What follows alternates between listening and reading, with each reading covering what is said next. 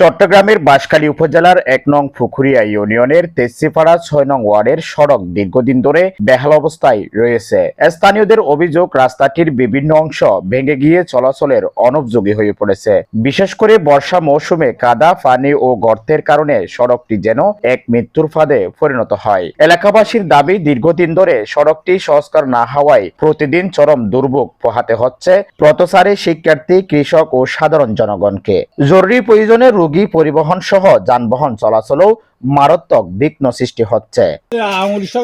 আমাদের এখানে কোনো কাজ হয় নাই, তো এখনো কোনো কাজ হয় না। হনিকের হাত উনি নাই, চেয়ারম্যান সাহেব হয় একবার বলা গেছে, উনি এখন যে হাতে কাজ হাতে নিয়ে যায়। আমরা তো এখন রাস্তাগুলো দিক অনেক কষ্ট পাইতেছি।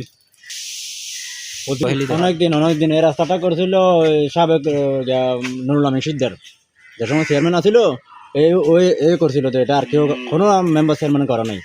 স্থানীয়দের অভিযোগ, সংশ্লিষ্ট জনপ্রতিনিধিদের কার্যকর নজরদারি ও উদ্যোগের অভাবে সড়কটির দুরবস্থা দিন দিন আরো বেড়েই চলছে। এ বিষয়ে প্রবাসী আরফাতুল ইসলাম সংশ্লিষ্ট কর্তৃপক্ষ জনপ্রতিনিধিদের প্রতি দ্রুত সড়কটি সংস্কার মেরামতের দাবি জানিয়েছেন। তিনি বলেন, এটি শুধু একটি রাস্তা নয়, হাজারো মানুষের দৈনন্দিন চলাচলের একমাত্র গুরুত্বপূর্ণ পথ। তাই জনদুর্ভোগ লাঘবে দ্রুত সংস্কার কাজ করা অত্যন্ত জরুরি।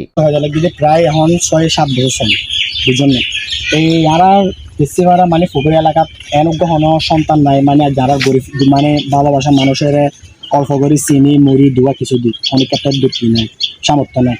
অনেকজন আসিয়ে বই দেখি ধরন ইটার ঘর এখান গড়ি দিয়ম, এখান ঠিক গড়ি দিয়ম, ইল্লে হয়ে হয়ে বহুজন কি করছে আর বাড়াই। কিন্তু কোনোদিন আইন দেখলাম এই রাস্তাও ঠিক করি, তখন আর বাড়ি পাশের হালা আছে, মা আছে, দুয়া আছে, তার আর কিছু দিই ইন হনিকে কি না করে, ইন লাগে মানে আর এলাকার সাহায্য হনিকে না করে। চেয়ারম্যান ইলেকশনের পরে তিনি এখন ওনারা কিষণ রাস্তায় বের অবশ্যই চাই। প্রথমে তো অসুবিধা, তো বাড়ালে গেলে যায় ভারী জ্বর মানে বেশি মোটরি মানে খাওয়া হয়ে যাবে এখানে, আর চলাফেরা করতে অনেক কষ্ট হয়। এলাকাবাসী ও সংশ্লিষ্ট কর্তৃপক্ষ দ্রুত কার্যকর পদক্ষেপ গ্রহণের আহ্বান জানিয়েছেন, যাতে সাধারণ মানুষের নিরাপদ ও নির্বিঘ্ন চলাচল নিশ্চিত করা যায়। Jamal Uddin Jahed, news desk, Chittagong.